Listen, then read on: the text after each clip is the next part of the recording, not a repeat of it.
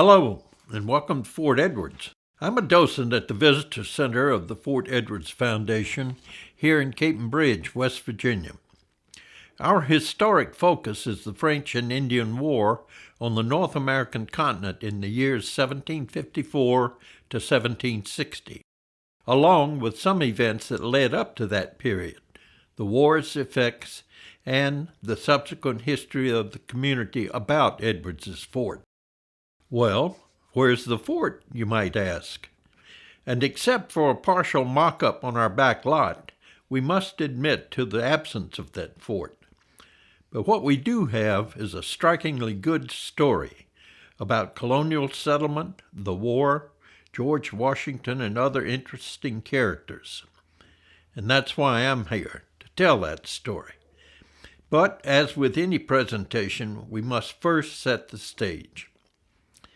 In 1534, French ships sailed into the Gulf of St. Lawrence and met with some 40 canoes full of Huron Indians anxious for trade, which soon began up the St. Lawrence at the Hurons' camp.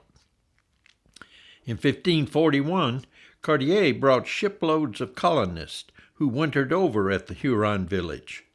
Many of them died of cold, starvation, and illness, and most of the survivors went back to France in the spring. French King Louis XV would not send more excursions, and it all might have ended there, except for the beaver.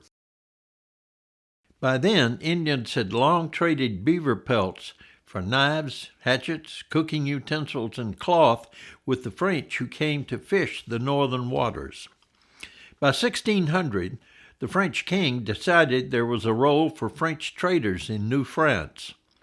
A colony was founded at Port Royal in Acadia, now called Nova Scotia, and in 1608, Champlain established Quebec.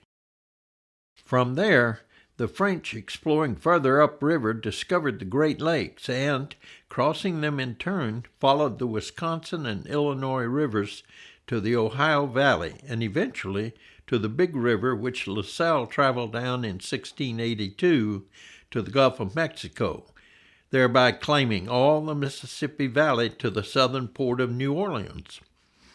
They had defined and claimed an arc of influence, a communications route from the North Atlantic across the eastern part of North America downriver to the Gulf of Mexico. It gave them a powerful claim on the land.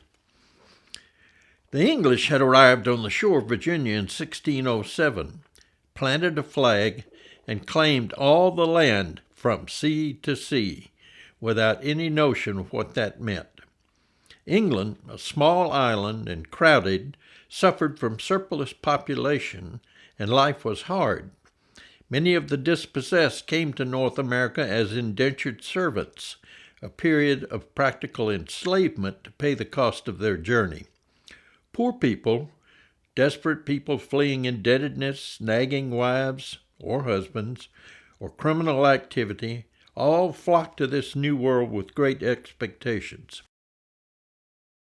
Whereas the British came for land to establish homes, farms, towns with schools, and other societal benefits, flocking to these shores to make a new life, the French came to exploit, first the fishing, later the fur trade, and eventually commercial goods trade with the Indians.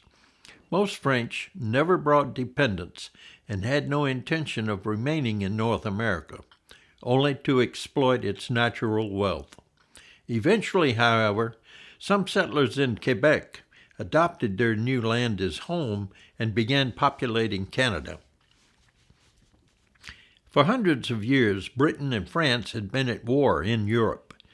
But by the early 18th century, these two different cultures had coexisted here in the new land for more than 100 years because there was so much land and they were separated by the Appalachian and Allegheny chains of mountains.